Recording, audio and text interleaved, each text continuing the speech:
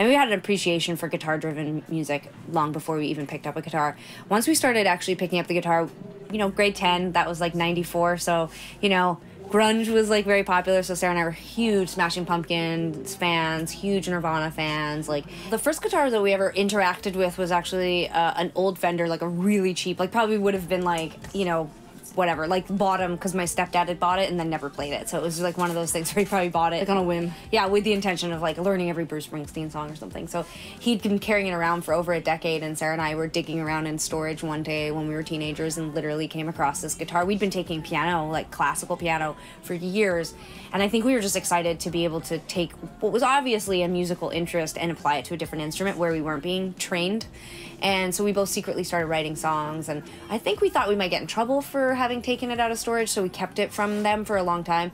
And then they caught us recording ourselves playing songs. We didn't know how to change guitar strings, so I remember we broke a string very early on, maybe the third or fourth string or something like that. And so we wrote like 11 songs, the E string, like D string. Okay, I didn't remember. It was like somewhere in the middle. And because I remember we could only really use 2 strings, and we wrote like 10 songs and made a demo, and we had started a band. It was called Plunk, and then, you know, we made friends with people, and they taught us how, like, other players, and they taught us how to like restring the guitar, and like, you know, that was sort of our first introduction. At that point, my parents were like, if you're really interested in this, we'll buy you your own guitars. So, I have to go, yes, I know the feeling, know you're leaving. It seems to me that right now anyways, when women are getting involved in music, you know, it's about being singers, it's about being in bands, musicians, that sort of thing, which I think is amazing, it's remarkable. But where I see a huge absence of women in the music industry is in technical positions like front of house, monitors, lighting directors, stage techs, tour managers. Almost every role that needs to be filled for us on the road, there are countless many options for men, and it's very rare will we be able to find a woman who is at the level that we want to work with who isn't already booked straight. Like, it's like once they find their niche, like, it's just hard to get these ladies. And I constantly, you know, am approached by people who say, like, I'm a singer, I want to get into the music business, like, tell me what to do. And sometimes I just want to be like, no, you shouldn't write songs, be a lighting director. Like, there are these, and the funny part is that... Let go of your dreams and be a lighting director. And the truth is that these are, like, incredibly amazing positions that there's so much, like, knowledge and technical prowess, and they're the positions where there's true movement upwards. Like, you know, these are the jobs that people are really earning an amazing living and demanding a high wage weekly. We know, because we pay many of them to do their amazing jobs on tour. And musicians, I mean, this is the crapshoot. It's like, who knows? And we'll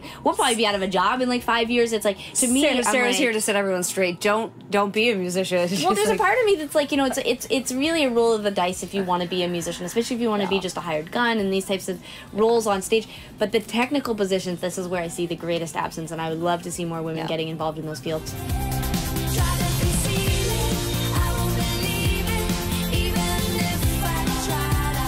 I would say my advice when I meet young women, I actually just gave advice the other night, you know, is that you don't have to be the guitar player who wanks and writes guitar leads and whatever. Like, you know, the guitar for me is an instrument that I use it's like a tool to help me songwrite and to get out my feelings. And so a lot of women who I meet are writers. They don't want to be a hired gun. They don't want to go out and just like play what someone else has created. They're a songwriter. And I think that the biggest hurdle that they have to get over is just that confidence. Like, get out of the bedroom. Get out of the bedroom, jam with your friends, start a band. Sarah and I don't know why we didn't have that, but we were just like, the second we started playing music, we started recording ourselves, started a band, demoed our made copies, dubbed them at home, made artwork, started handing them out at school, got all the guys we knew to like come and join our band, be in our band. We like had like 3 different incarnations of a band all before we were 17 years old. We entered contests, we played coffee shops.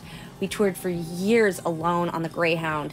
We took nothing. We did everything for free. We were like into it. And I think that it's about that first big hurdle, especially for women, is just play for other people. Get out of the bedroom. Ask people to be in your band. And I see so many women doing that these days. Like, there's a great crop of young, new female artists coming up. And I think that it's just about getting over that first hurdle, you know? Don't be afraid. You don't have to know. It doesn't matter if you're good at the guitar or not. Are your songs good? Is your voice? Are you having fun? Are you entertaining? There's so many other elements. It doesn't just have to be your actual ability, you know? You'll grow. You'll get better.